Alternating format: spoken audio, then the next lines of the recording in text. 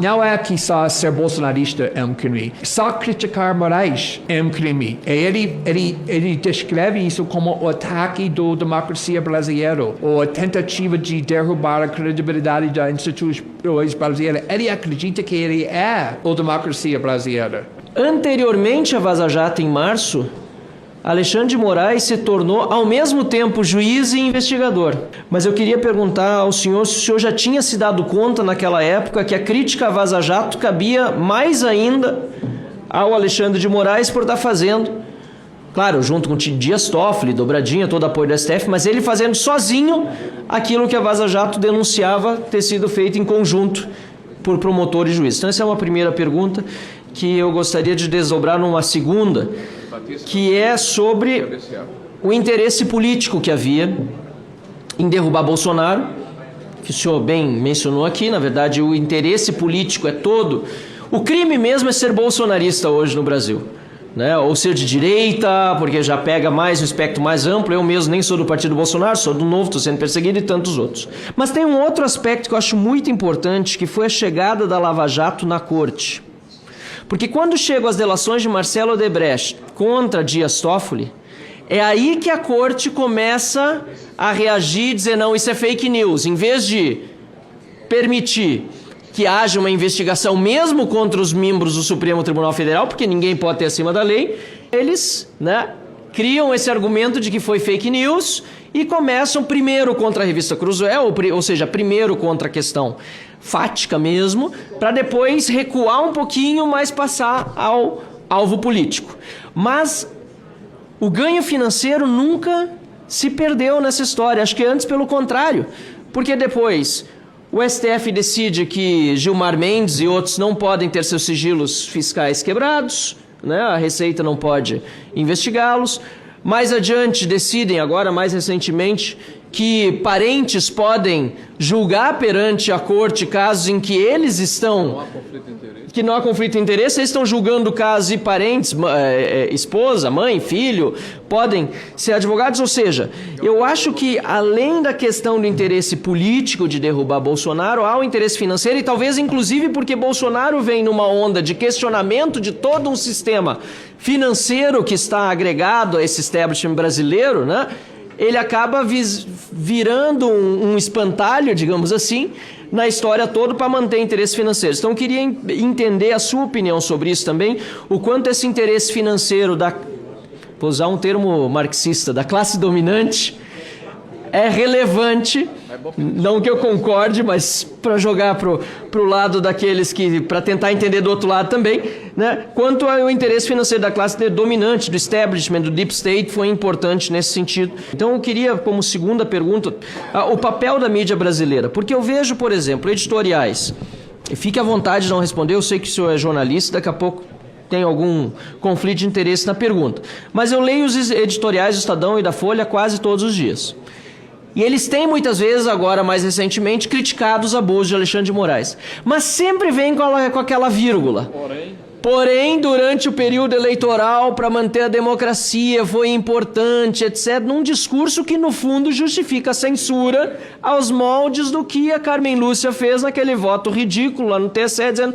Sou contra a censura, mas tudo bem, só um pouquinho. É só um pouquinho, já dura quanto tempo? Eu vi ainda anteontem um vídeo da Raquel Landim, desculpa usar um exemplo específico, podia usar de 1000 outros, dizendo, olha, nós já sabíamos na época da pandemia que tinha um monte de denúncia de corrupção nos respiradores. Mas nós não podíamos falar nessas denúncias de corrupção porque isso ia beneficiar o Bolsonaro. Isso não é jornalismo. Mas essas pessoas se dizem jornalistas e acusam aqueles que naquela época tentavam dizer alguma coisa de serem os blogueiros, não é isso? Então esse é um pouco um comentário, mas a pergunta seria, de fato, qual o papel da mídia brasileira e essa guerra de narrativas? Sobre Moraes, você me perguntou se naquela época do Vaza Jato eu sabia que Moraes estava atuando como o investigador e juiz e vítima. Não, na realidade não percebi isso. Eu comecei a criticar Moraes com o inquérito do fake news, que eu sabia de militarmente que vai se tornar uma arma da censura, Mas muito dessa reportagem, e antes dessa reportagem também, uma das minhas preocupações maiores é justamente que, por exemplo, no caso do Lava Jato, sem entrar no méritos, o argumento foi o juiz Moro está atuando como juiz investigador. No caso do Moraes, ele não só está fazendo isso, mas também o suposto vítima, ou seja, que ele está atuando não para proteger a lei ou punir crimes, ele quer punir as pessoas que estão criticando ele. E ele percebe que ele é uma vítima o minuto que alguém criticar ele. E ele está no ponto, e acho que o senador Damares referiu isso, e talvez isso é porque você começa a acreditar que tudo é justificado. Então, mas o fato que eu nunca vi isso em nenhum outro país democrático, e impossível em todo país democráticos, também no Brasil, até 2019, que um juiz que acha que ele tem um interesse público no crime, também ao mesmo tempo pode iniciar uma investigação, que pode jogar uma investigação, mas é isso que ele está fazendo. A questão da mídia e a liberdade de imprensa, acho que você está referindo naquela vez quando o Supremo censurou o antagonista para publicar esse artigo, amigo do meu amigo, tudo isso. Oi? A Cruzoé, exatamente. Acho que foi o antagonista naquela época, mas talvez foi a revista Cruzoé. E quando eu estava no Intercept, que é 2017, nós publicamos esse artigo que foi censurado no antagonista só para expressar solidariedade com a direita da imprensa e imprensa livre. Mas eu acho que agora jornalistas têm medo, e eu entendo por quê. Porque no mente do Alexandre de Moraes, qualquer denúncia ou qualquer crítica sobre ele está interpretando na hora como um crime. Não é que só ser bolsonarista é um crime. Só criticar Moraes é um crime. Ele descreve isso como o ataque da democracia brasileira, ou a tentativa de derrubar a credibilidade das instituições brasileiras. Ele acredita que ele é a democracia brasileira, que ele é a legitimidade da instituição. Então, para criticar Moraes é automaticamente de cometer o crime de atacar a democracia. Isso também é muito perigoso.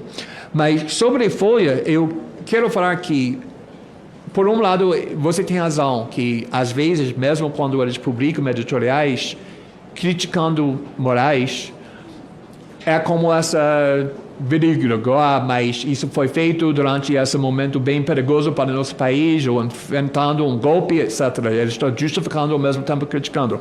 Só que, na causa do Folha, acho que é bem importante reconhecer que eles publicaram artigos bem duros nas críticas de Moraes, mas também, neste caso, eu tenho certeza que muitas revistas, muitos jornais jamais trabalharia comigo para publicar esses materiais. O Folha nunca expressou nenhuma hesitação, e na realidade quem fez muito desse trabalho não fui só eu, mas muitos colegas, muitos repórteres, muitos editores na Folha.